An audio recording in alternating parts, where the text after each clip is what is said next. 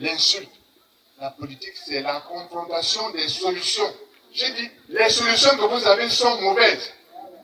C'est ça que j'ai dit depuis le départ. Les gens disent, ouais, on a enlevé le gouvernement, on m'a enlevé. Demandez-vous pourquoi. Vous ne me posez pas la question. Pas seulement moi, mais la plupart des ministres y parlent. Si quelqu'un dit non, attention à ce que vous faites là, ce n'est pas pour faire le titre. Tu n'es pas là pour dire ça. Le résultat est là, on voit.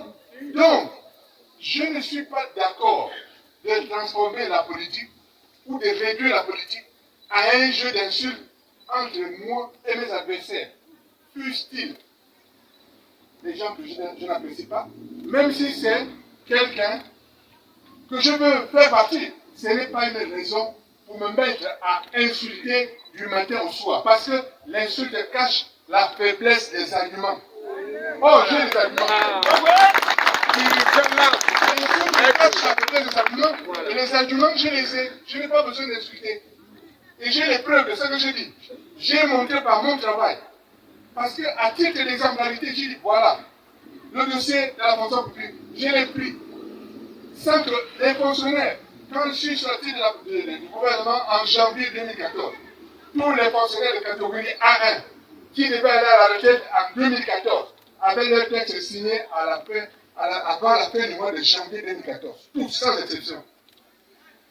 Pourquoi? Pour que les gens aient le temps de préparer leur départ à la retraite. Les papiers que ça demande, etc. etc. Est-ce que j'ai besoin d'aller insulter quelqu'un pour ça? Pour les installer, on insulte ici, là. Les grands, les petits, les moyens, tout le monde insulte tout le monde. Sauf que, quand on insulte les gens, on donne l'impression de ne pas avoir d'arguments. Quand on a des arguments, on n'a pas besoin d'insulter. Et donc, je vous dis, pour ceux d'entre vous qui me font le reproche de ne pas être agressif, je n'ai pas besoin d'être agressif parce que la force de mes arguments est suffisante. Et je sais que ce que je critique, les critiques que je fais et les exemples que j'ai donnés sont suffisants. Quand je suis devenu Premier ministre, j'avais la totalité de l'administration qui était en grève. Je suis allé dans les négociations, je n'ai pas donné un centime à un syndicaliste quelque part. On a épuisé les dossiers un à un en discussion, des heures et des heures, jusqu'à ce qu'on trouve des solutions solides, qui tiennent. Et on va prendre tel dossier. Regardez-moi le dossier des retraités. Comment les retraités peuvent se trouver dans la situation de ce temps? Comment c'est possible? Il y a quelques semaines, l'année dernière, j'ai fait une sortie, je reviens.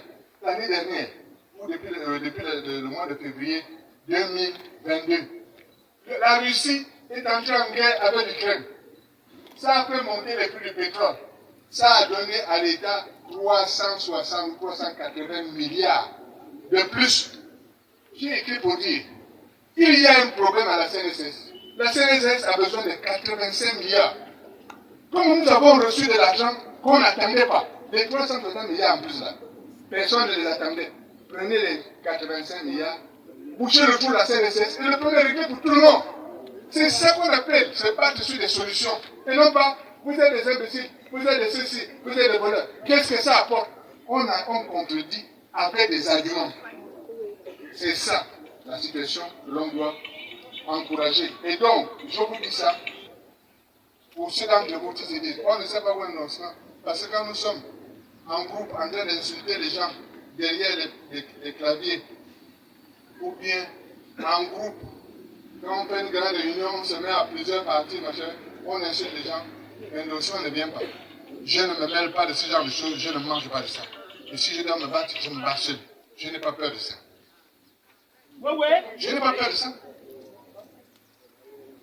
Je vous rappelle juste comme ça que dans ma jeunesse, Dieu merci, j'ai été formé à un certain nombre de choses. J'ai appris à me battre seul. Je ne sais pas le pays dans lequel je suis allé me battre. Je suis allé au Japon, en Corée. J'ai été habitué à me battre.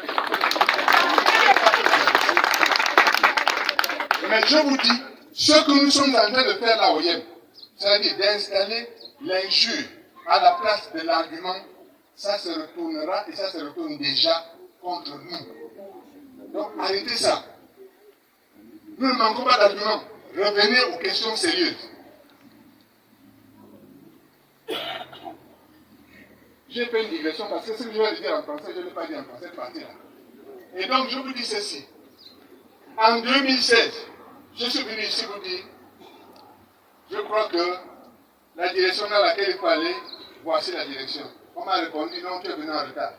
Ou bien, non, non, tu n'as pas raison, etc., etc. Laissons ça. 2016, laissons-le derrière nous. Voilà 2023, dis bien. 2023, c'est l'année des élections. Et je dis aux gens,